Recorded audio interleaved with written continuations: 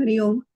आपल्या भगवद्गीतेच्या साप्ताहिक अभ्यास वर्गामध्ये सगळ्यांचं स्वागत. गेल्या वेळेला आपण चौथ्या अध्यायातला 33वा श्लोक पूर्ण केला, ज्ञानेश्वरी सकट. आणि इथे यज्ञ आणि साधना, वेगवेगळ्या ज्या 12 साधना यज्ञ या रूपकातून सांगितल्या गेल्या, तो आपला चौथा विषय विभाग होता.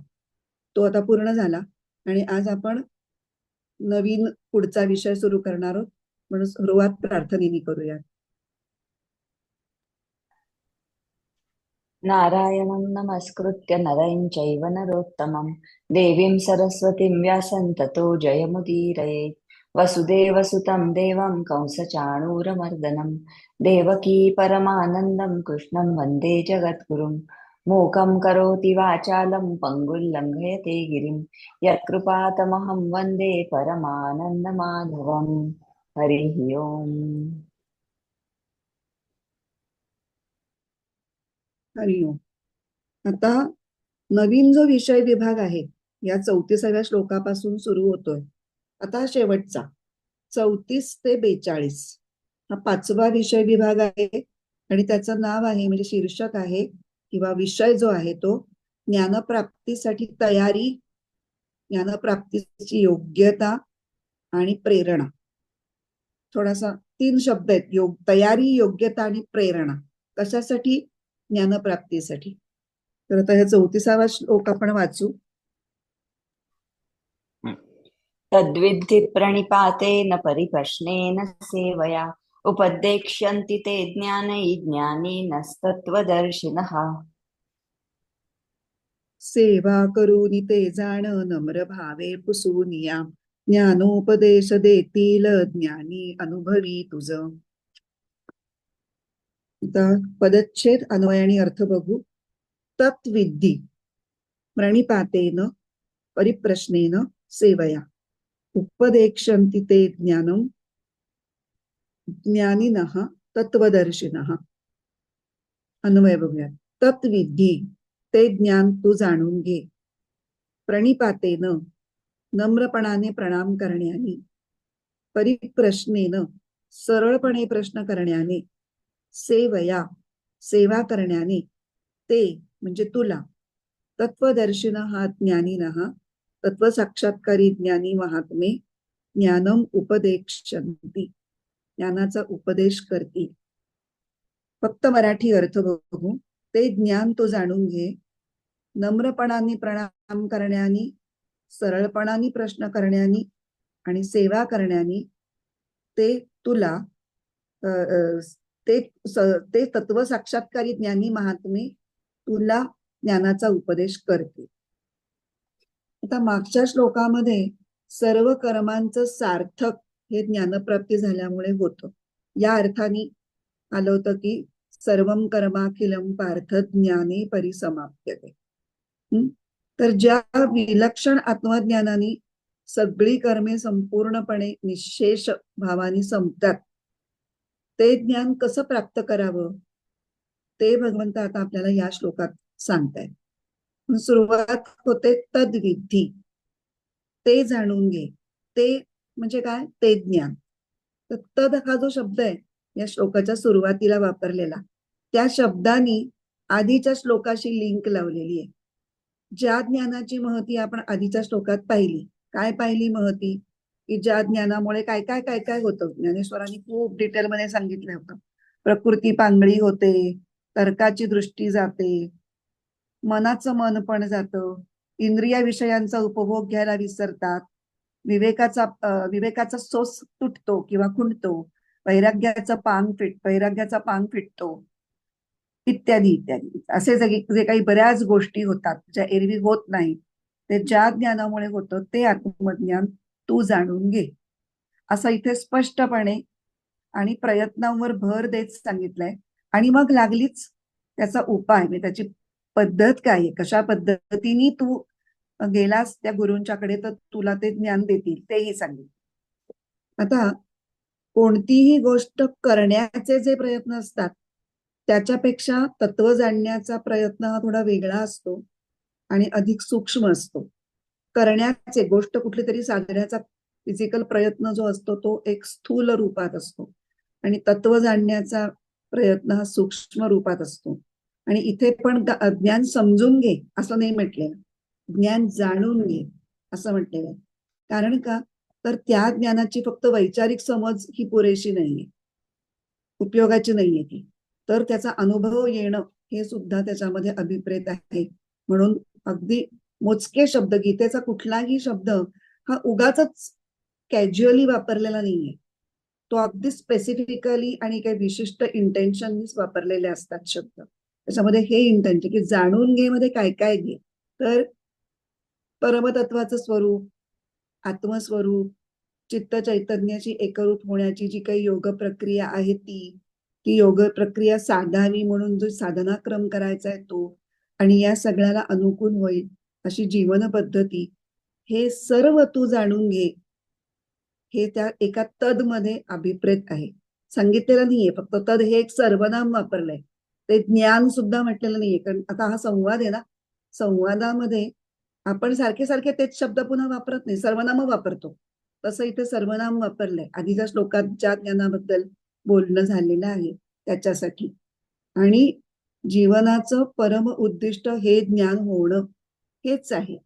आणि म्हणजे आपल्या सगळ्या जीवन कर्मांचा परिणाम, म्हणजे व्यवहारात जी आपण कर्म करतो ती आणि जी उपासना कर्म करतो ती, अशा सगळ्या कर्मांचा परिणाम हा अंतिम आपल्याला काय व्हायला हवाय, तर ही ज्ञानमय स्थिती आपल्याला साधायला हवी आहे. आणि म्हणून ह्या तद्विधी हे जे दोन शब्द आहेत, त्याला जणू काही तद्विधी हा जीवनमंत्र आहे असं माधवानंद म्हणतात. आणि तो जीवनमंत्र काय करतो, तर आयुष्यातल्या सगळ्या कर्मांना एक दिशा देतो. कशासाठी, हे जाणून घेऊन काय करायचंय त्याची दिशा दिलेली आहे.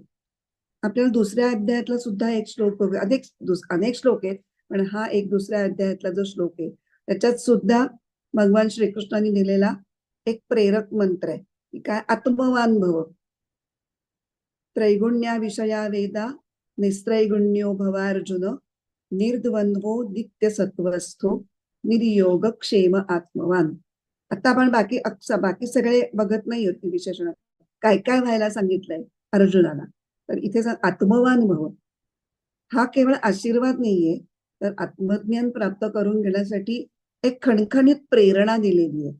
त्या आत्मवान भवामध्ये जो भाव आहे तोच इथे तद्विधीमध्ये तोच भाव आहे. ज्ञान ग्रहण करण्यासाठी एक स्फुरण दिलेलं आहे, एक स्फूर्ती दिलेली आहे. आता सांगितलं हे जाणून घे. आता मग लागलीच पुढचा प्रश्न येणार ना, कोणाकडून जाणून घेऊ. त्याचं उत्तर दिलेलं आहे की ज्ञानिनः तत्वदर्शिनः ते ज्ञानम उपदेक्षन्ति. कोणाकडे जा, ज्ञानी आणि तत्वदर्शी. आता या दोन शब्दांचा अर्थ समजून घेऊया. ज्ञानी म्हणजे ज्यांना वेदशास्त्रांचं, वेदांगांचं असं सखोल अभ्यास ज्यांचा आहे, चांगली माहिती आणि ज्ञान आहे, त्यांना म्हणायचं ज्ञानिनः म्हणजे ज्ञानी. आणि तत्वदर्शिनः म्हणजे तत्वदर्शी कुठले लोक, तर ज्यांना फक्त ज्ञान आहे असं नाही, ज्ञान असेल किंवा नसेल पण त्यांना परमतत्वाचा साक्षात अनुभव आहे, त्यांना म्हणायचं तत्वदर्शन. आता तत्वदर्शी हे नेसेसरीली ज्ञानी असतीलच असं नाही, आणि ज्ञानी हे तत्वदर्शन असतीलच असं सांगता येत नाही. पण इथे मात्र गुरुमध्ये दोन्हीही गुण असायला हवेत असा आग्रह आहे. गुरु हा तत्वदर्शी आणि ज्ञानी असण्याची आवश्यकता का बरं आहे, त्याचं उत्तर रामसुखदास देतात. ते म्हणतात की अंतःकरणाच्या शुद्धीनुसार ज्ञान ग्रहण करणारे जे अधिकारी साधक असतात त्यांचे साधारणपणे 3 प्रकार पडतात, उत्तम, मध्यम आणि कनिष्ठ. आता उत्तम अधिकारी कोण, तर ज्यांना फक्त श्रवणानेच त्यांना ज्ञान होतं, म्हणजे आधीची सगळी तयारी झाली आहे आणि मग थोडासा ज्ञान विचार ऐकला की आपण याविषयी बोललेलो बघा पूर्वी ज्ञानेश्वरांच्याच ओव्यांवर आपण जेव्हा सखोल चिंतन केलंय तेव्हा आपण बोललो की त्यांची तयारी इतकी झाली आहे की आता एखाद्या ज्ञानविचाराची ठिणगी पडली तरी त्यांना लागली साक्षात्कार होण्यापर्यंत त्यांची तयारी आहे. त्यांना म्हणायचं उत्तम अधिकारी.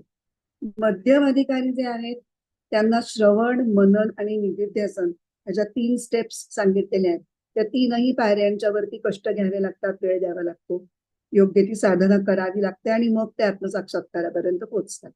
आणि कनिष्ठ अधिकारी जे आहेत ते मात्र तत्वाला समजून घेण्यासाठी जेव्हा प्रयत्न सुरू करतात ते अगदीच खालच्या पातळीवर असतात. त्यामुळे त्यांना सतत खूप शंका, रादर कुशंका पण खूप जास्त येत असतात त्यांना. आणि ह्या कनिष्ठ अधिकाऱ्याला येणाऱ्या ज्या शंका कुशंका असतात त्यांचं निरसन करण्यासाठी वेदशास्त्रांचं जेवढं तुमचं ज्ञान अधिक असेल तेवढं त्यांचं शंका समाधान चांगल्या प्रकारे करता येऊ शकतं. कारण फक्त तर्काने त्यांना गोष्टी समजून देता येत नाही, कारण त्यांचा तर्क सुद्धा तेवढा विकसित झालेला नसतो, ते अधिक निम्न पातळीवरती असतात. म्हणून त्यांना प्रमाण सांगावं लागतं की बघा वेदांमध्ये हे सांगितलेलं आहे, मग ते विश्वास ठेवायला हळूहळू तुमच्यावर अनुकूल होतात. म्हणून जर गुरु तत्वदर्शी असतील पण ज्ञानी नसतील तर त्यांना ह्या शिष्यांच्या शंका समाधानासाठी थोडे ते कमी पडू शकतील कदाचित. आणि उलटी सिच्युएशन, जर गुरु ज्ञानी आहे पण तत्वदर्शी नाही तर काय होतं मग इन दॅट केस तत्वाचा आधार नसल्यामुळे त्यांचं विवेचन तेवढं प्रभावी होत नाही किंवा त्याचा परिणाम साधत नाही. कसं असतं, जेव्हा तो अनुभव गाठीशी असतो आणि त्या अनुभवातून ते बोल उमटलेले असतात तेव्हा आपोआपच त्या बोलांना एक प्रकारचं वजन येतं आणि ती वाणी जास्त ओजस्वी होते आणि ती श्रोत्यांच्या मनापर्यंत पोचते आणि त्यांच्यावरती दूरगामी प्रभाव पाडू शकते. दुसऱ्यांचं मन परिवर्तन, बुद्धी परिवर्तन करण्याची शक्ती त्या वाणीमध्ये येते, ज्या वाणीला अनुभवाचा आधार आहे. हा, पुस्तकं वाचून आपण तयारी करून सांगू शकतो, विषय मांडू शकतो, पण तो प्रभाव नाही आणू शकत. तो त्या बैठकीतूनच येतो, अनुभवाच्या बैठकीतून येतो. आणि म्हणून गुरु हा तत्वदर्शी आणि ज्ञानी हा असायला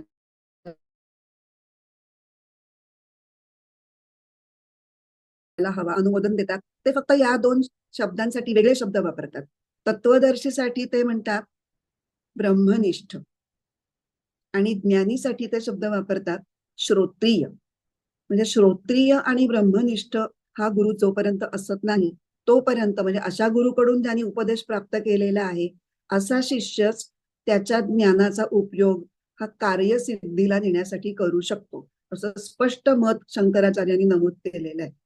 आता कार्यसिद्धीच लेणं म्हणजे काय? इथे कार्य कुठलं लौकिक कार्य नाही बरं का, इथे कार्य एकच, इथे सगळा हेतू एकच, आत्मज्ञान प्राप्त करून घेणं आणि आत्मस्थितीमध्ये स्थिर राहणं, आत्मज्ञानाच्या अनुभवामध्ये स्थिर राहणं. ह्याच्यामध्ये कोण यशस्वी होईल? तर जो तत्वज्ञानी आणि तत्वदर्शी आणि ज्ञानी अशा गुरुकडे जाईल. आतापर्यंत या श्लोकामध्ये भगवंतांनी हे दोन गुण सांगितलेत की जे गुरुमध्ये असायला हवे. एकनाथ महाराज अजून एक गुण त्याच्यामध्ये ऍड करतात. आधीच्या गुणांबद्दल ते काय म्हणतात, एकनाथ महाराजांचे शब्द पाहूया. शब्दज्ञाने पारंगतू ब्रह्मानंदे डुल्लतू. शब्दज्ञाने पारंगतू म्हणजे ज्ञानी आणि ब्रह्मानंदे डुल्लतू म्हणजे तत्वदर्शी. त्याबरोबरच ते तिसरा गुण काय अपेक्षा करतात, शिष्य प्रबोधिनी समर्थू. हा तिसरा गुण त्यांनी सांगितला. शिष्याला प्रबोधन करण्यामध्ये तो समर्थ असला पाहिजे, हा तिसरा गुण त्यांनी अजून एक गुरुमध्ये ऍड केला. कारण काय आहे, ज्ञान खूप आहे, अनुभव पण आहे, पण योग्य शब्दात ते मांडता नाही आलं तर मला माहिती असलेलं ज्ञान माझ्यापाशीच राहील. मी सांगायला गेले मोडक्या तोडक्या शब्दात तर ते तुमच्यापर्यंत पोचणारच नाही.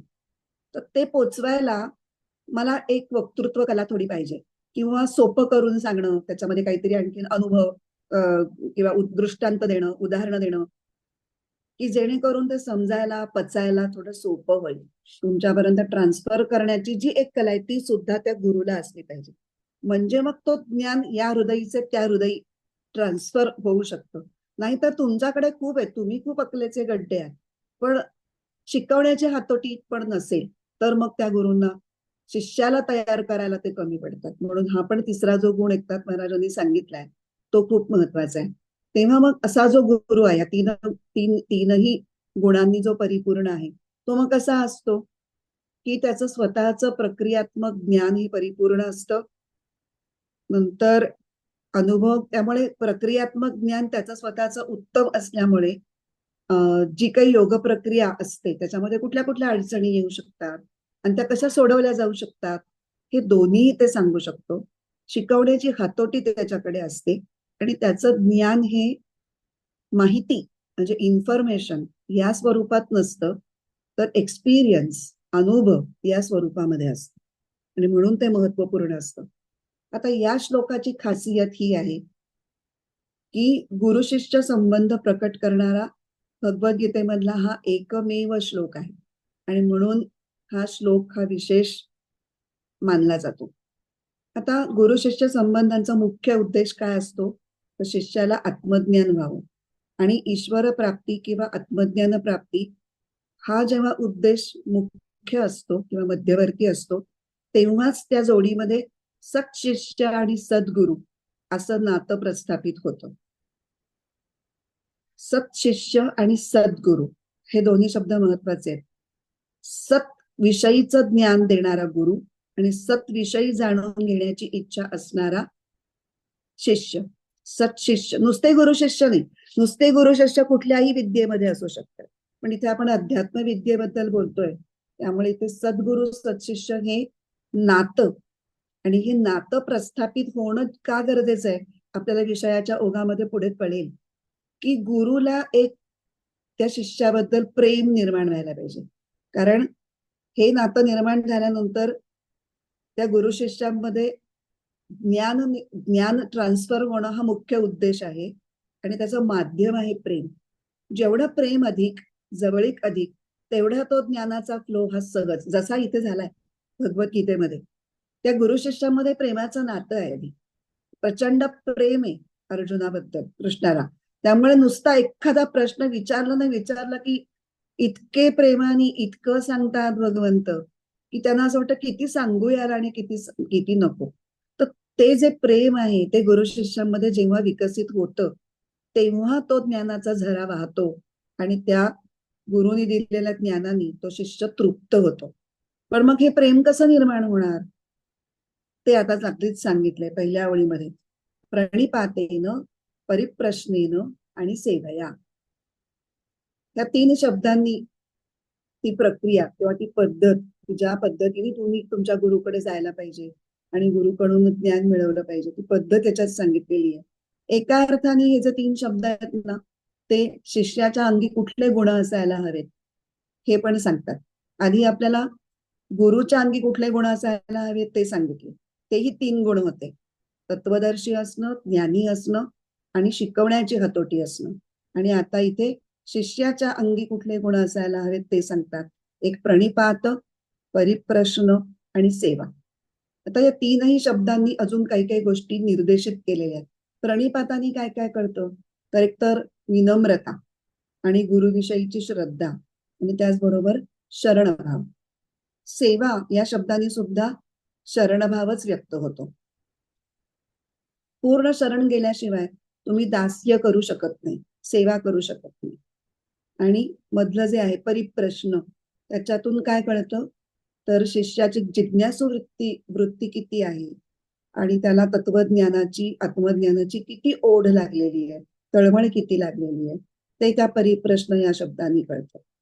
हे प्रणिपात, परिप्रश्न आणि सेवा ह्या तीन गोष्टींना डॉक्टर शंकर अभ्यंकर म्हणतात की ही ज्ञानप्राप्तीची बहिरंग साधनं आहेत. तर ही बहिरंग साधना म्हणजे काय, वरवर दिसणारी. अंतरंग साधना म्हणजे नामध्यान ज्ञानप्राप्तीची.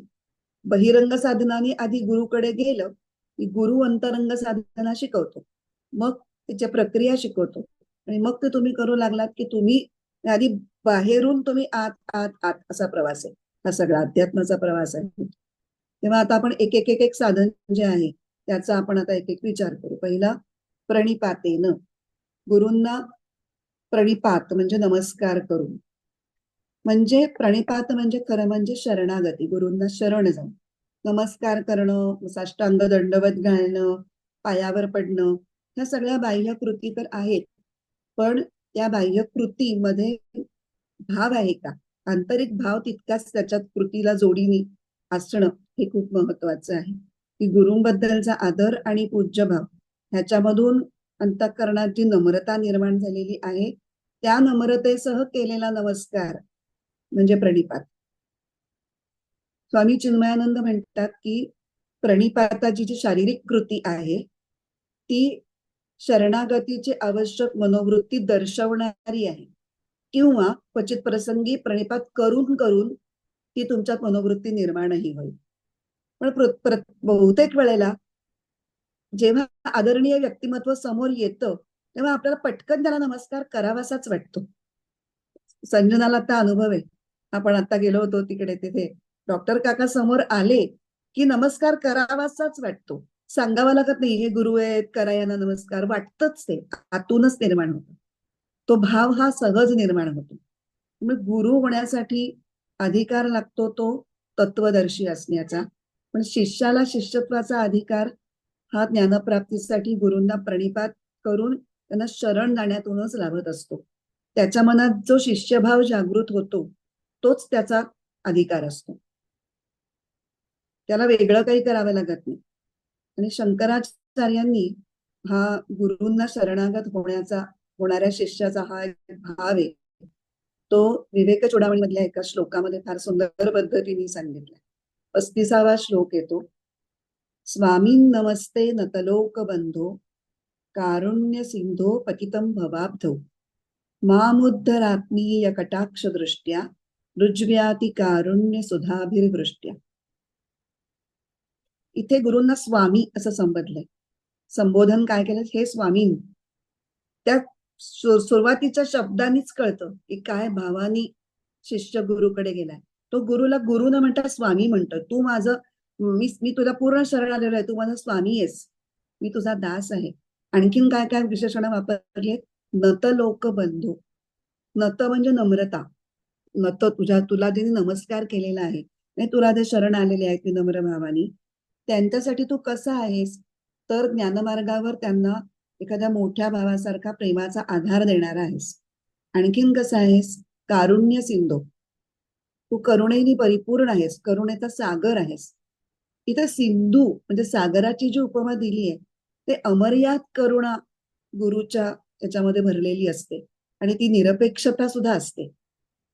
पुढे आपण काही वेळाने प्रणिपाताच्या त्याच्यामध्ये एक उदाहरण बघणार आहोत तेव्हा मला कारुण्याविषयी बोलायचे तेव्हा मला जास्त स्पष्ट करता येईल. तर करुणेचा सागर असलेल्या आणि तुला शरण आलेल्या लोकांना प्रेमाचा आधार देणाऱ्या हे स्वामी म्हणजे हे गुरु, मी तुम्हाला नमस्कार करतो. आणि मी कसा आहे, माझा उद्धार करा, माम उद्धर. आणि मी कसं आहे, भवाब्धौ पतितम, भवसागरामध्ये पडलेला असा मी आहे. आणि तुम्ही माझ्या कशाच्या सहाय्याने उद्धार करा, रुज्व्याती कारुण्य सुधाभिर्वृष्ट्या आत्मीय कटाक्ष दृष्ट्या. आता आत्मीय आत्मीय म्हणजे मी तुमचं आहे असं जे तुम्हाला वाटतंय त्या प्रेमाने तुम्ही माझ्याकडे बघाल. आणखीन काय त्या प्रेमामुळे असेल तर ते अत्यंत सरळपणा, मनाचा अत्यंत कोमलपणा. तुमचं मन खूप कोमल आणि सरळ आहे. माझ्याकडून कुठलीही अपेक्षा नाहीये, तू मला हे दिलंस तरच मी तुला ज्ञान देईन असं त्याच्यामध्ये काही देवघेवीचा हे नाहीये, भाव नाहीये. म्हणून त्याला रुजू म्हटले. आणि अतिकारुण्य आणि माझ्याबद्दलचं कळकळा की माझा उद्धार व्हावा असं तुम्हालाही वाटतंय, तुम्ही मला आपलं म्हटलंय, म्हणून तुमची जी दयाद्र दृष्टी माझ्यावर पडेल त्यांनी तुम्ही माझा उद्धार करा. आता एवढं काव्यात्मक स्फुरण आपल्याला काही जमणार नाही, शंकराचार्यांनाच ते जमावं. पण निदान जेव्हा आपण गुरुकडे जाऊ तेव्हा गुरुला नमस्कार करताना आपण शब्दांनी बोलू की नाही बोलू हे माहिती, पण मनामध्ये कुठले भाव असायला हवेत हे आपल्याला या श्लोकातून कळतं की मी तुम्हाला शरण आलेलो आहे आणि ज्ञानप्राप्तीद्वारा माझा उद्धार व्हावा अशी माझी इच्छा आहे. तेव्हा तुम्ही माझ्यावर कृपा करावी किंवा या गुरूंच्या कृपेने मला हे मिळावं, अशा प्रकारचा मनात भाव ठेवून आपण प्रणिपाताची कृती करावी. कृती बरोबर त्याला भावाची जोड द्यायची ना. आणि हे केल्याने अत्यंत विनम्रतेने गुरुला शरण जाण्यामुळे गुरुला काही मिळत नसतं बरं का. म्हणजे काही लोकांना असं उगाच म्हणजे ते काय त्याला म्हणतात की उगाच फाटे फोडायचे. कुठलीही चांगली गोष्ट सांगायला गेली की त्याच्यातनं तिरपा अर्थ काढायचा. मग त्यांचा अहंकार जोपासला जातो का, किंवा त्यांचा अहंकार कुरवाळावा लागतो का, किंवा त्यांना खुश करावं लागतं का, म्हणून हे करायचं का, असे क्षुद्र विचार नाही करायचे. भले संतांचा अहंकार कुरवाळला जात असेल किंवा नसेल ते आपल्याला काही माहित नाही. आपल्याला काय होणार आहे त्यांनी हे आपण बघूया. त्यांना काहीही मिळत नसेल असं सध्या गृहीत धरू. आपल्याला हे सगळं करण्यामुळे किंवा हा भाव आपल्या मनामध्ये उत्पन्न होण्यामुळे आपल्याला काय फायदा आहे ते आपण बघूयात. कारण आपल्याला उत्तम शिष्य व्हायचंय. गुरु होण्याची पातळी तर आपण आता विचारच करण्याच्या अलीकडे होत नाही, पलीकडे नाही, अलीकडे होत, की आत्मज्ञान हा आपला उद्देश आहे याची आपल्याला स्मरण होतं. आणि आपली शिष्य भूमिका म्हणजे याच्यातलं विनम्रता, की कुठलंही कसं आहे की वरून खाली कुठल्याही ज्ञानाचा जरा वरून खाली यायचा असेल तर गुरु हा आपल्यापेक्षा उच्च आहे आणि आपण खाली आहोत, तरच ते आपल्यापर्यंत पोहोचणार आहे. हे आपल्याला स्वतःला स्मरण करून देण्यासाठी ह्या प्रणिपात आपण करतो आहोत. प्रणिपातापाठीमागचा उद्देश आपण समजून घेतोय.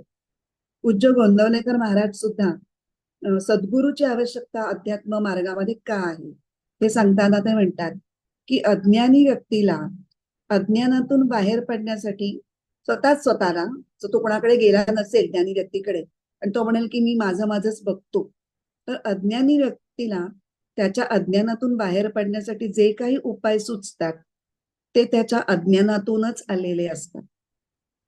त्यामुळे ते कशा स्वरूपाचे असतात, ते ट्रायल आणि एरर स्वरूपाचे असतात. हे करून बघू, मग ते फेल गेलं तर दुसरं करू, मग परत दुसरं केलं नाही तर तिसरं करू. आणि बरेच वेळेला ट्रायल्स फेल जाणं आणि एरर होणं ह्याच्यामध्ये प्रचंड शक्ती आणि खर्च होतो. आणि यू रिच नोवेअर. परत इथे जा, परत बॅक टू स्क्वेअर वन, परत तिकडे जा, परत बॅक टू स्क्वेअर वन. त्याच्यामुळे तुमची प्रगती होत नाही, आहात तिथेच राहता. किंवा कधीच बॅकफुटवर पण जाऊ शकता, 4 पावलं मागे सुद्धा जाऊ शकता. तेच तुम्ही ज्ञानी गुरुकडे गेलात तर तो तुमच्या अज्ञानातून बाहेर पडण्यासाठी तुम्हाला जे उपाय सांगेल ते कसे असणार आहेत, त्याच्या ज्ञानातून ते वर आलेले, त्याच्या ज्ञानातून त्याला स्फुरलेले आहेत. त्यामुळे ते कशा स्वरूपाचे असणार आहेत, तर ते ट्राईड अँड प्रोव्हन. तो स्वतःच्या चुकातून शिकला असेल, इतर शिष्यांच्या चुका त्यांनी पाहिल्या असतील, किंवा आणखीन कुठल्या पद्धतीने त्याला अनुभवसिद्ध ज्ञान म्हणजे ट्राईड अँड प्रोव्हन. आणि ट्राईड अँड प्रोव्हन मध्ये तुमचा वेळ वाचतो, तुमची शक्ती वाचते. म्हणून सद्गुरूकडे जावं. अर्थात देहधारी सद्गुरूकडे जाताना जरूर तुम्ही आधी चिकित्सा करावी. कारण आता कसं झालंय की सध्या इतके गुरुपदावर असतात की खरा गुरु कोण आणि खोटा गुरु कोण हे सुद्धा आपण जर नीट आधी पारखून घेतलं नाही तर आपण चुकीच्या गुरुच्या नादी लागू शकतो. आणि म्हणून इथे गुरु हा शब्दच वापरला नाहीये भगवंतांनी. सगळं गुरुबद्दलच सांगताय, पण गुरु हा शब्द अजिबातच वापरलेला नाही, किंवा आपण म्हणू की कटाक्षाने तो टाळलाय. तर माधवानंद पुढे त्यांच्या याच्यामध्ये म्हणतात की का बरं असं केलं असेल त्यांनी, तर कदाचित हे असे पैशाला पासरीचे गुरु निघालेले आहेत. समर्थांची कुठली तरी शब्द आहेत ओवी मला माहिती नाही, पण अडक्यास 3 गुरु असे जे उपलब्ध असतात गल्लोगल्ली, तर ते अजिबात करू नयेत असं समर्थ अगदी ठणकावून सांगतात. म्हणून गुरु हा शब्द वापरलेला नाहीये. कारण सामान्य गुरूंच्या नुसत्या उपदेशांनी देहबुद्धी तर जात नाहीच, उलट काहीतरी भलतीच खुळा डोक्यात शिरतात. म्हणून तत्वदर्शी ज्ञानी गुरु म्हणजे जर सद्गुरू असेल तर देहबुद्धी जाऊन आत्मबुद्धी निर्माण होण्याचं काम हे लवकर होऊ शकेल. आणि दांभिक गुरु प्रकारांना उत्तेजना मिळू नये म्हणून भगवंतांनी गुरु हा शब्द इथे उच्चारलेला नाही. फक्त तत्वदर्शी आणि ज्ञानी असणं ही त्याची अध्यात्म ज्ञानासंबंधी मार्गदर्शन करण्यासाठी जी आवश्यकता आहे, आवश्यक गुण आहेत तेवढेच नमूद केलेत. आणि गुरु हा शब्द शिताफीने टाळलेला आहे. पण ऍट द सेम टाइम गुरुची आवश्यकता म्हणून कमी होत नाही. तेव्हा आपण पारखून का होईना सद्गुरूच्या शोधात राहावं. आणि सद्गुरूला शोधण्यासाठी काय करावं, तर आपला शिष्यभाव हा सतत जपून ठेवावा. मी खूप वाचलं आता मीच ज्ञानी झालो असं जर वाटायला लागलं तर मग नाही, गुरु मिळणं अवघड आहे.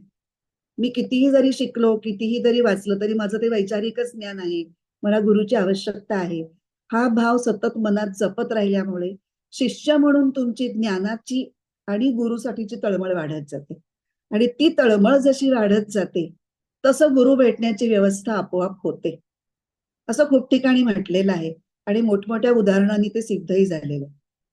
कसं आहे की प्रत्येक अनुभव मलाच मिळाला पाहिजे असा जर तुम्ही दुराग्रह ठेवला ना, तर तो योग्य नाही. मोठ्या लोकांना जे अनुभव मिळालेले आहेत त्याच्यातून मी ज्ञान घेऊ शकतो, मी घ्यावं, त्याच्यासाठीच ते अनुभव सांगितले जातात. प्रत्येक तुम्ही माझ्याच तर्काला पटलं पाहिजे, मलाच फर्स्ट हँड अनुभव आला पाहिजे असा हट्ट करत बसलात तर त्या हट्टापायी तुम्ही काही गोष्टी गमवाल. तसं होऊ नये. म्हणून गुरु विरहित राहूच नाहीये. तर मग गुरु मिळेपर्यंत काय करावं? संत आहेत ना, बरीच संतांची वंदियाळी आहे. त्यातली आपल्या बुद्धीला ज्यांचं वर्तन किंवा ज्यांचं वाङ्मय पटतंय, आपल्याला जे आवडत आहेत, त्या संतांच्या चरित्राचा मागोवा घ्यावा किंवा त्यांच्या वाङ्मयाचा आधार घ्यावा आणि मग त्याच्यामधून आपल्या वागण्यासाठी प्रेरणा घ्याव्या. आपल्या ज्ञानाच्या मार्गावरच्या वाटचालीसाठी त्यांच्याकडून प्रेरणा घ्याव्या. पण गुरु विरहित राहू नये. आता अलीकडच्या काळामध्ये ऐहिक शिक्षण पद्धतीमध्ये ज्ञानप्राप्तीसाठी खूप वेगळी वेगळी साधनं आहेत. सीडीज आहेत, कॅसेट्स आहेत, युट्यूब आहे. युट्यूबवर खरोखरी ज्ञानाचं भांडार आहे. जेवढं ऐकाल तेवढं कमी आहे, जेवढं पाहाल तेवढं कमी आहे. पण तरी सुद्धा ही जी विद्या शिकवणारी बोलती उपकरणं आहेत ना, ती शेवटी यंत्र आहेत. यांत्रिक पद्धतीने ज्ञानाची देवघेव करून आत्मज्ञान आपल्याला प्राप्त होऊ शकणार नाही. आपल्याला वैचारिक पातळीवरतीच ते आपलं ज्ञान राहणार. कारण आत्मज्ञान प्राप्त करण्याची जी पद्धत आहे, जी प्रक्रिया आहे, त्याच्यामध्ये एक सूक्ष्मता आहे आणि सूक्ष्म साक्षात्कार प्रक्रिया सुद्धा त्याच्यामध्ये समाविष्ट आहे. आणि त्याच्यासाठी साधना ही उत्तरोत्तर चढत्या वाढत्या क्रमाने अधिकाधिक सूक्ष्म होत जाण्याची गरज असते. आणि त्या पुढच्या प्रत्येक टप्प्यावर गुरु लागतो, जो तुम्हाला मार्गदर्शन करेल, जो तुम्हाला अडचणी किंवा तुम्हाला धोक्याचे सिग्नल्स दाखवेल की हे असं होत असेल तर ह्याच्यामध्ये गुंतू नकोस, आता हे कर, आता हे करू नकोस. हे गुरूंचं मार्गदर्शन लाभणं हे खूप गरजेचं असतं. म्हणून शास्त्र आणि ग्रंथ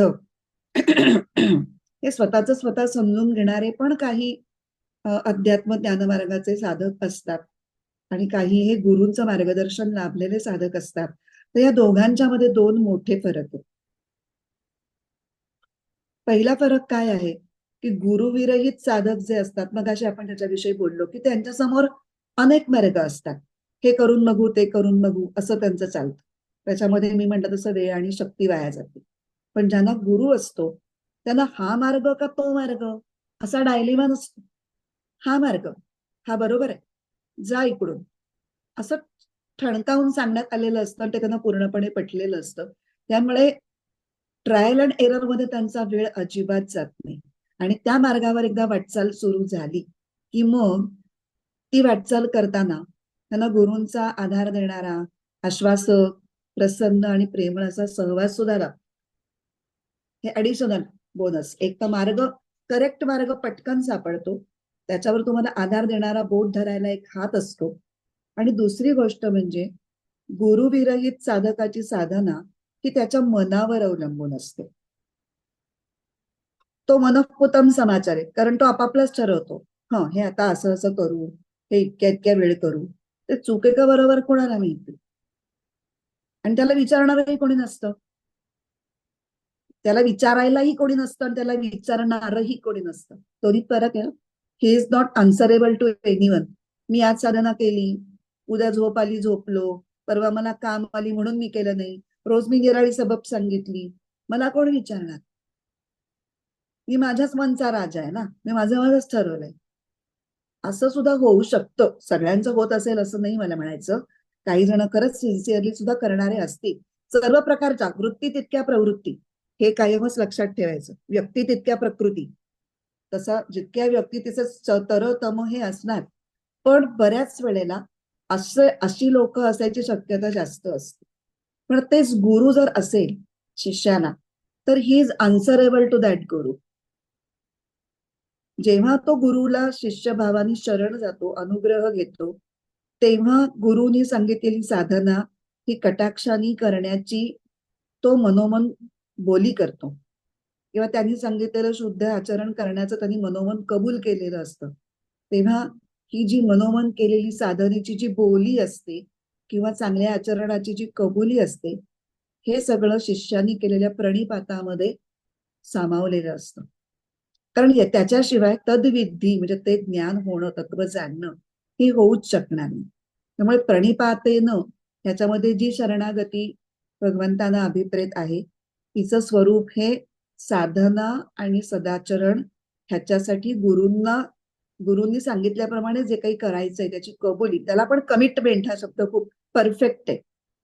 इंग्लिशमध्ये आहे तो शब्द, पण आपल्याला एक्झॅक्ट कळतं की काय म्हणायचंय.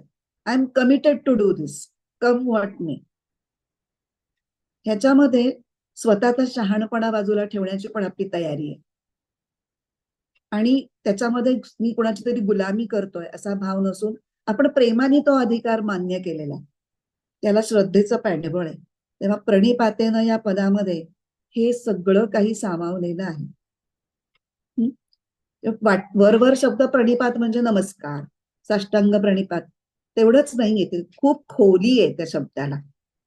आता मला मगाशी जे सांगायचं होतं, प्रणिपातानी काय होतं, तर गुरूंच्या मनामध्ये शिष्याबद्दल कारुण्य उत्पन्न होण्याची क्रिया होते. ते का महत्वाचं आहे? तर कारुण्य उत्पन्न होणं म्हणजे शिष्याचा अधिकार किंवा लायकी ह्याचा फार विचार न करता गुरूंना त्याची आध्यात्मिक उन्नती व्हावी अशी कळकळ निर्माण होते. आणि मग त्या शिष्याला अज्ञानमय स्थितीतून वर काढण्यासाठी ते आपला हात पुढे करतात. तर हे सांगणारं एक फार सुंदर उदाहरण शंकराचार्यांच्या जीवनामधलं आहे. शंकराचार्यांचे अनेक शिष्य आहेत, त्यातले 4 मुख्य शिष्य आहेत. त्याच्यातले जे तोटकाचार्य म्हणून शिष्य आहेत, त्यांची ही कथा आहे की जी आपल्याला एक्झॅक्ट आता मला जे म्हणायचंय, गुरूंचं कारुण्य उत्पन्न झाल्यानंतर शिष्याला ते कुठून कुठे नेऊ शकतात हे त्या गोष्टीत खूप छान सांगितलेलं आहे. म्हणून ती गोष्ट मी आता जे सांगणार आहे. एक दिवस शंकराचार्य बसलेले असतात आणि त्यांना वर्गाची वेळ झालेली असते. सगळे शिष्य जमा झालेले असतात, पण एक शिष्य मिसिंग असतो.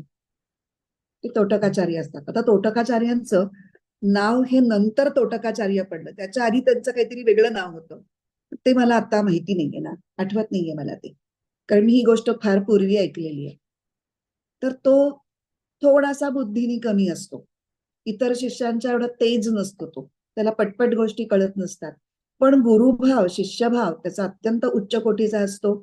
शंकराचार्यांच्या वरती कमालीची श्रद्धा असते आणि त्यांची तो मनोभावे सेवा करत असतो.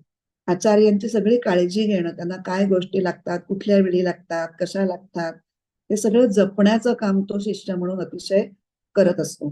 तर ज्या वेळेला ही वर्गाची वेळ झालेली असते, तेव्हा तो आचार्यांचे कपडे धुवायला घेऊन नदीवर गेलेला असतो आणि तो अजून परत आलेला नसतो. तर इकडे बाकीच्या शिष्यांची चुळबुळ सुरू होते. मग अजून कसा नाही आला, आपण सुरू करूयात का वर्ग? ते म्हणतात नाही, थांबूयात, तोटक यायचाय.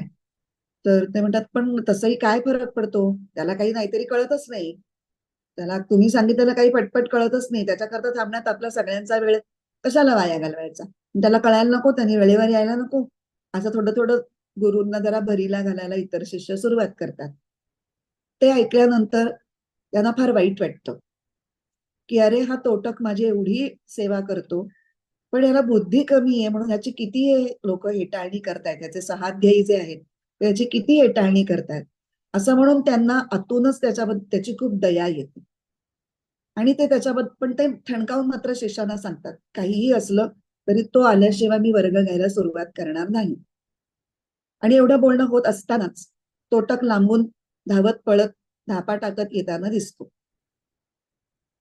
आणि त्याच्याकडे एक दयार्द्र असा दृष्टिक्षेप शंकराचार्य टाकतात. तो जेव्हा त्या दृष्टीच्या टप्प्यामध्ये पोचतो तेव्हा, आणि तत्क्षणी काहीतरी होतं, काहीतरी जादू होते, काहीतरी चमत्कार होतो.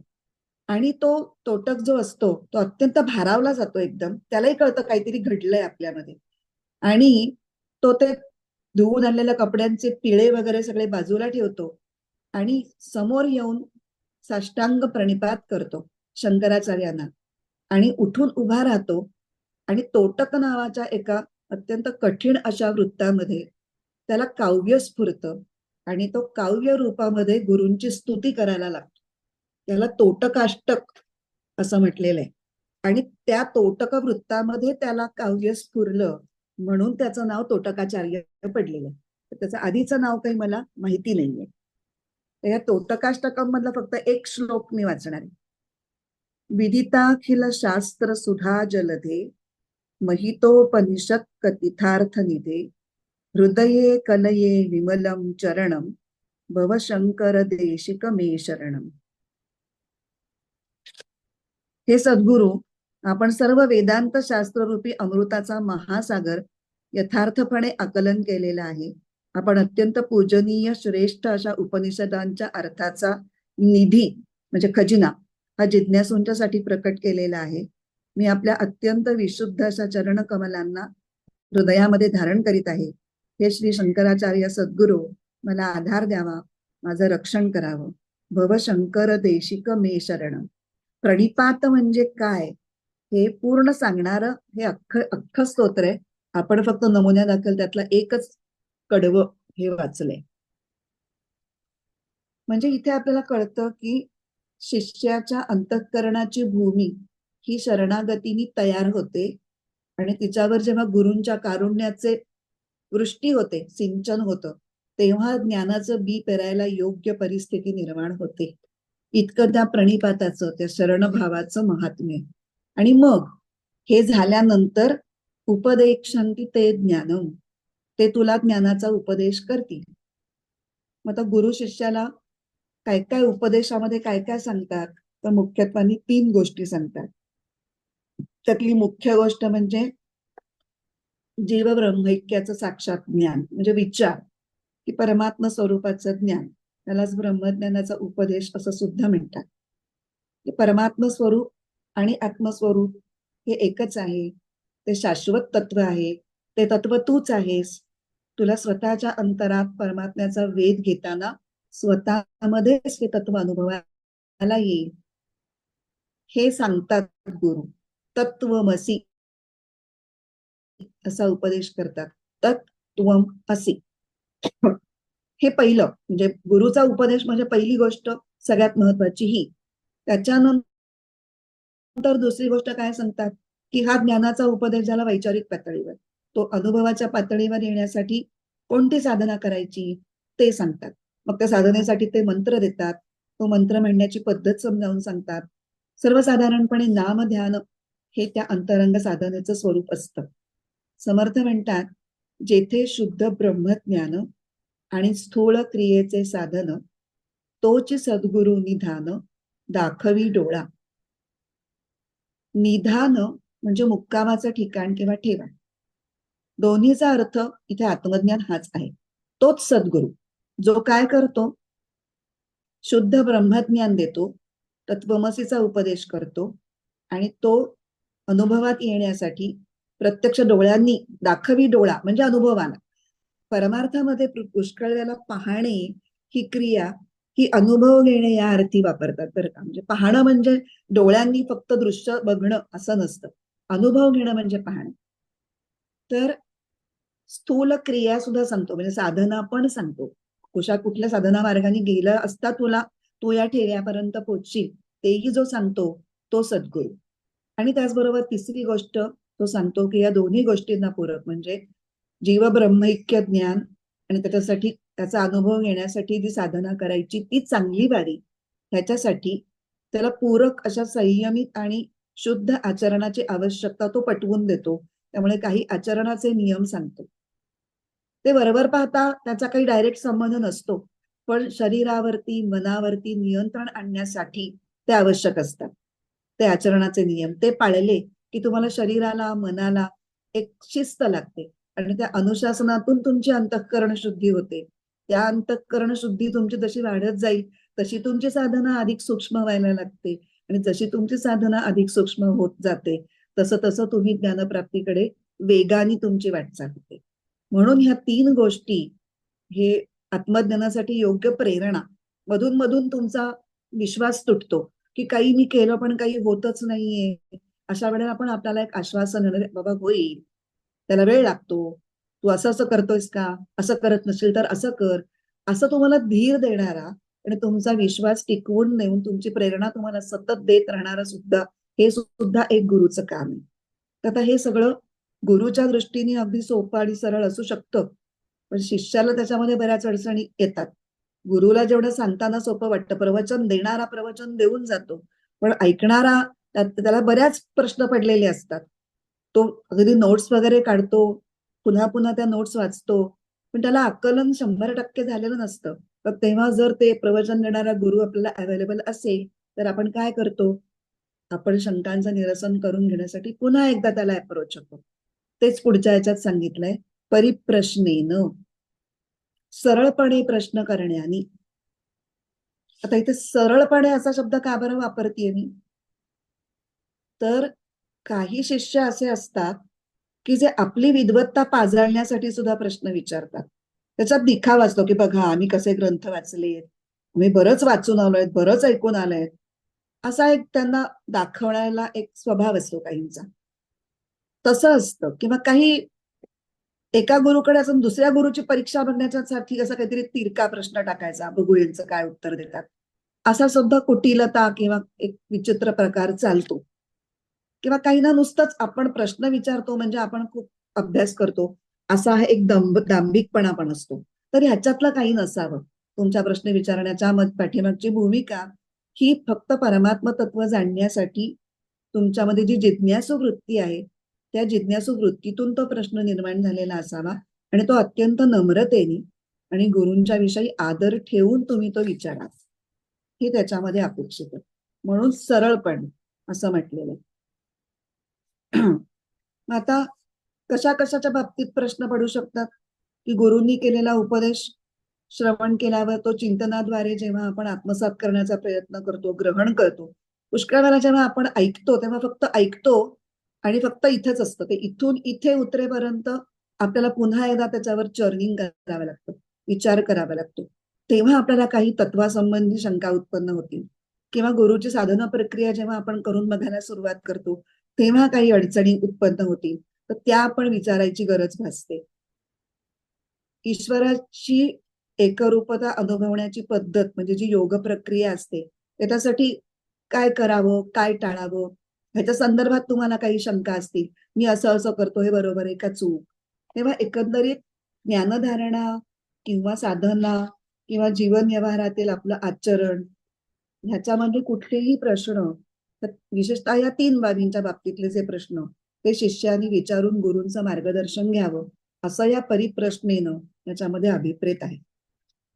तर आता स्वामी रामसुखदास यांनी आपल्याला याविषयी काही प्रश्न दिलेत की कुठले कुठले प्रश्न हे विचारावे शिष्याने किंवा कुठले कुठले शिष्याला प्रश्न पडावे असाही त्याचा आपण अर्थ देऊ शकतो.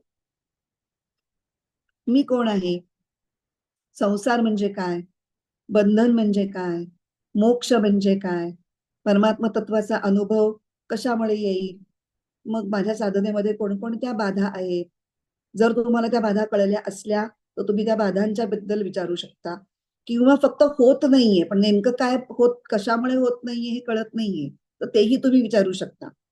बाधा कळल्या असतील तर त्या बाधा बाजूला करण्याचा किंवा नष्ट करण्याचे उपाय विचारू शकता. तत्व का समजत नाही ह्याच्या विषयीच्या अडचणी तुम्ही विचारू शकता.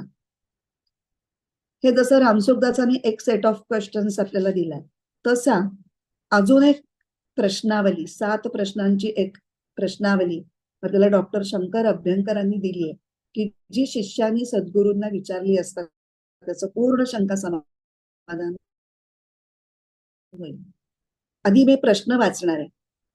किमिदम, हे काय आहे, कथम इदम, ह्याचे गुणधर्म कोणते, केन इदम, हे कुणी निर्माण केलंय, किंवा ह्या प्रश्नाचं दुसरं इंटरप्रिटेशन, ह्याचं निमित्त कारण कोणतं, कस्मै इदम, ह्याचं प्रयोजन काय, कस्मात इदम, हे कशापासून निर्माण झालेलं आहे, किंवा दुसरं इंटरप्रिटेशन, ह्याचं उपादान कारण कोणतं, कस्य इदम, हे कोणाचं किंवा कोणासाठी आहे, आणि शेवटचा 7वा प्रश्न, कस्मिन इदम, ह्याचं अधिष्ठान कुठलं, म्हणजे हे कशावर अभिप्रेत आहे.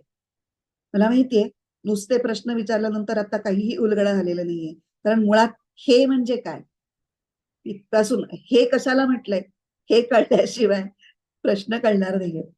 पण ते सांगण्यापूर्वी ज्यांचा संस्कृतचा अभ्यास आहे त्यांना हे प्रश्न ऐकल्यानंतर एक व्याकरणाच्या दृष्टीने गोष्ट लक्षात आली असेल की याच्यामध्ये किमच्या सगळ्या विभक्ती आल्या. किम, केन, फक्त द्वितीय विभक्ती सोडून किम, केन, कस्मै, कस्मात, कस्य आणि कस्मिन अशा सगळ्या विभक्त्या द्वितीय विभक्ती सोडून याच्यामध्ये आलेल्या आहेत. हे एक गमतीचा अनुभव, याचा आपल्या ज्ञानाशी काही डायरेक्ट संबंध नाहीये. तर आता आपल्याला हे समजून घ्यायचं की हे प्रश्न कशाबद्दल विचारले. तर आता हे प्रश्न कोण विचारणार आहे? मनुष्य.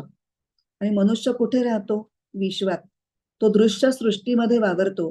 त्यामुळे त्याला पहिला हा प्रश्न पडायला पाहिजे की ही दृश्य सृष्टी म्हणजे काय. इदम म्हणजे विश्वाला विश्वाला उद्देशून तो शब्द आहे. मग त्याचं उत्तर काय की हे विश्व आहे, हे दृश्य जे तुला दिसतंय ते विश्व आहे. मग याचे गुणधर्म कोणते? तर अष्टधा प्रकृती हे त्या विश्वाचे गुणधर्म आहेत. अष्टधा प्रकृती म्हणजे काय? पंचमहाभूत आणि त्रिगुण. आता आपल्याला त्याच्या फार डिटेलमध्ये द्यायची गरज नाही. आपण फक्त प्रश्न कसे विचारायचे, परिप्रश्नेनं या सदरामध्ये कुठल्या प्रकारचे प्रश्न विचारले जातात हे एवढंच आपल्याला बघायचं. पुढचा प्रश्न आहे केन इदम. हे कसं निर्माण झालं, म्हणजेच हे कोणी निर्माण केलं, म्हणजेच ह्याचं निमित्त कारण काय. जेव्हा कुठलंही कार्य असतं, कुठलाही एखादी गोष्ट निर्माण होते, तर ती निर्माण करणारा कोणीतरी एक चेतन व्यक्ती लागतो, त्याला निमित्त कारण असं म्हणतात. पुढे कस्मै इदम, ह्याचं प्रयोजन काय, कशासाठी ही सृष्टी निर्माण झाली. तर दृश्य सृष्टी हे अंतिम सत्य नाही, तर परमात्म तत्व किंवा परब्रह्म हेच अंतिम सत्य आहे, हे जाणून मानवाने स्वतःची आत्मोन्नती करावी, ह्याच्यासाठी ही सृष्टी निर्माण झाली. आता पुढचा कस्मात इदम, हे कशापासून उत्पन्न झालं किंवा ह्याचं उपादान कारण काय. तर पुन्हा परमात्मा हेच त्याचं उपादान कारण. खरं म्हणजे प्रकृती, त्रिगुणात्मक प्रकृतीला उपादान कारण म्हणतात. उपादान कारण म्हणजे काय, तर जे रॉ मटेरियल आहे त्याच्यापासून तो प्रॉडक्ट बनणार आहे, त्या रॉ मटेरियलला उपादान कारण म्हणतात. आणि आपल्याला माहितीये त्रिगुणांपासून पंचमहाभूत सुद्धा, पंचतन्मात्रा आणि पंचमहाभूत ही त्रिगुणांपासूनच उत्पन्न झालेली आहे. आणि पंचमहाभूतांच्या विशिष्ट कॉम्बिनेशन्स आहे, परम्युटेशन्स आणि कॉम्बिनेशन्सनी ही सगळी सृष्टी, त्यातले विविध घटक बनलेले आहेत. त्यामुळे त्रिगुणात्मिका प्रकृती हे खरं म्हणजे रॉ मटेरियल आहे. पण त्रिगुणात्मिका प्रकृतीला परब्रह्माखेरीज स्वतंत्र अस्तित्वच नाही. परमात्म्याच्या उपस्थितीतच ती कार्य करू शकते. म्हणून परमात्मा हाच इनडायरेक्टली उपादान कारण आहे. आणि इथे मुंडकोपनिषदामध्ये एक फार सुंदर उदाहरण, दृष्टांत दिलेला आहे कोळ्याचा. कोळी जे जाळं विणतो, ते जाळं हे कार्य धरलं, तर त्याचा निमित्त कारण कोण आहे? तो जिवंत म्हणजे चेतन कोळी. आणि तो कशापासून जाळं बनवतो? तो जो चिकट द्राव असतो तो त्याच्या शरीरातच तो बाहेर काढतो आणि त्यांनी तो जाळं बनवतो. म्हणजे कोळीच त्याचा उपादान कारण आहे. कारण कोळी नसेल तर तो चिकट द्राव बाहेर पडणारच नाही. त्यामुळे प्रकृती जरी उपादान कारण म्हटलं तरी परमात्म्याखेरीज प्रकृतीला अस्तित्वच नाही. त्यामुळे या दृश्य सृष्टीचं निमित्त कारण आणि उपादान कारण हे दोन्ही परब्रह्मच आहे. आता पुढचा प्रश्न, कस्य इदम, हे कोणासाठी आहे? तर ज्याला आत्मोन्नत व्हायचं आहे त्याच्यासाठी हे आहे. आणि ह्याचं अधिष्ठान काय आहे? कस्मिन इदम. तर पुन्हा विश्वाचा आधार म्हणजे अधिष्ठान हे परब्रह्म आहे. कारण आपण मुळाच म्हटले, शंकराचार्यांचा श्लोक आहे, ब्रह्म सत्यम जगन मिथ्या जीवो ब्रह्मैव नापरः. अधिष्ठानच फक्त सत्य आहे असा पुढचा सिद्धांत शंकराचार्य मांडतात. आणि त्याच्यावर जे अध्यस्त आहे तो फक्त भास आहे. हे थोडंसं टेक्निकल आहे, फक्त जाता जाता मी सांगते, कळलं नाही तर सरळ सोडून द्या. तर आता हे जे सगळे प्रश्न आहेत ते पुन्हा शंकराचार्यांनी आपल्या विवेकचूडामणी या ग्रंथामध्ये शिष्यानी कुठले प्रश्न विचारावेत ह्याच्यासाठी 2 त्यांनी श्लोक आहेत, तेवढे वाचू आणि आपण आज थांबू. विवेकचूडामणी मधला श्लोक 40. कथं तरेयं भवसिन्धुमेतं का वा गतिर्मे कथमोऽस्त्युपायः जानेन किंचित कृपया मां प्रभो संसार दुःख क्षतिमातनुष्व एतं भवसिंधुं कथं तरेयं. हा जो म्हणजे संसाररूपी सागर आहे तो मी कसा बरं तरावा, कसा तरून जाऊ. का वा गतिर्मे कथमोऽस्त्युपायः, माझी याच्यामध्ये मला याच्यात कुठली गती प्राप्त होईल, म्हणजे मी बुडेन का मी तरेन. गती म्हणजे काय आणि मला तरायचं असेल तर तरण्याचा उपाय कोणता हे मला काहीच कळत नाहीये. जाने न किंचित, गुरुला शरण गेल्यानंतर तो हे प्रश्न विचारतोय. तेव्हा हे प्रभो किंवा हे गुरुलाच तो प्रभू म्हणतोय. कारण प्रभू म्हणजे काय, सामर्थ्य. त्याला भवसागरातून तारण्याचं सामर्थ्य गुरुकडे आहे, म्हणून त्याला तो प्रभू म्हणतोय की तुम्ही कृपा करून माझं रक्षण करा. माम अव, अव म्हणजे रक्षण करा. संसार दुःख क्षतिम आत्तनुष्व, आणि या सीमित जीवनातील दुःखाचा शेवट कसा करावा ते कृपया मला विस्ताराने सांगा. थोडक्यात एक संक्षेपात सांगून मला कळणारच नाहीये, कारण ते विस्ताराने सांगितल्याशिवाय. आणि दुसरा 49वा श्लोक आहे. को नाम बंध कथमेश आगतः कथम प्रतिष्ठास्य कथम विमोक्षः कोसावनात्मा परमः क आत्मा तयोर्विवेकः कथमेतदुच्यताम्. को नाम बंधः, बंध म्हणजे काय, एषः कथम आगतः, हा कुठून निर्माण झाला, अस्य प्रतिष्ठा कथम, तो जीवामध्ये इतकं सगळ्याच जीवांमध्ये कसा काय हा बंध आला, विमोक्षा कथम, त्याच्यातून सुटका कशी होईल, का असौ अनात्मा, हा अनात्मा, अनात्म्याचं स्वरूप काय आहे आणि आत्म्याचं स्वरूप म्हणजे इथे आत्मा आणि अनात्मा याच्यातला भेद कसा समजून घ्यायचा, हा प्रश्न शिष्य गुरुंना करतोय. आणि त्या तयोहो विवेक, हा त्याच्यामध्ये मी कसं डिफरन्शिएट करू आणि योग्य ते कसं मी चूज करू ते आपण मला कृपा करून सांगावं. तेव्हा परिप्रश्नेनं मध्ये शिष्यानी गुरुला शरणागत गेल्यानंतर कुठले प्रश्न विचारायचे हे सांगितलेलं आहे. आणि ह्याच्यात काय सांगायचंय, एवढं सांगण्याची गरज काय, तर लोक गुरुंकडे जातात पण वाटेल ते प्रश्न विचारतात व्यवहारातले, की माझ्या मुलाचं नाव काय ठेवू, किंवा मला आधी म्हणजे मुलाचं लग्न ठरेल का, मुलीला मूल होईल का, हे प्रश्न विचारण्याकरता गुरुकडे जायचंच नसतं. हे सगळे व्यवहारातले प्रश्न आहेत, ते प्रारब्ध कर्मानी त्याची उत्तर किंवा ते जे काही होणार आहे ते होणार आहे. म्हणजे हे म्हणतात आपले गोंदवलेकर महाराज, की हे असे प्रश्न जाऊन विचारायचे म्हणजे कामधेनूकडे जायचं आणि ताक मागायचं. याच्याकडे त्याची सामर्थ्य काय आहे आणि तुम्ही त्याला मागताय काय. तर एखादी बाबा गोष्ट करणं हे धर्माला धरून आहे का, नीतीला न्यायाला धरून आहे का नाही, हे विचारलं तर त्याला परिप्रश्न म्हणू शकतो. पण बाकीचे तुमच्या सांसारिक अडचणी ह्या तुम्ही गुरुकडे घेऊन जाणं अपेक्षित नाही. आणि त्याचबरोबर अजून एक गोष्ट सांगायची, की हे सगळे प्रश्न पडणं हे फार स्वाभाविक आहे. कारण आत्मज्ञान हे अनुभूतीच्या पातळीवरून जाणणं ही खूप अवघड गोष्ट आहे, ती खूप सूक्ष्म गोष्ट आहे.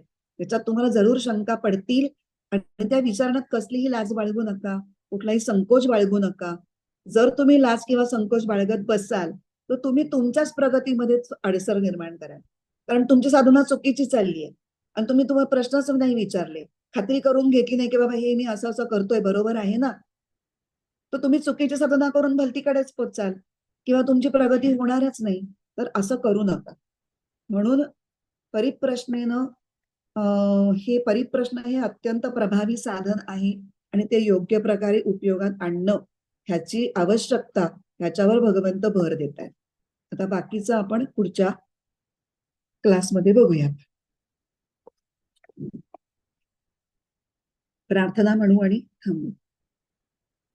ओम पूर्णमद पूर्णमिदं पूर्णात् पूर्णमुदच्यते पूर्णस्य पूर्णमादाय पूर्णमेवावशिष्यते. ओम शांती शांती शांती. हरि ओम. श्री गुरुभ्यो नमः. हरि ओम.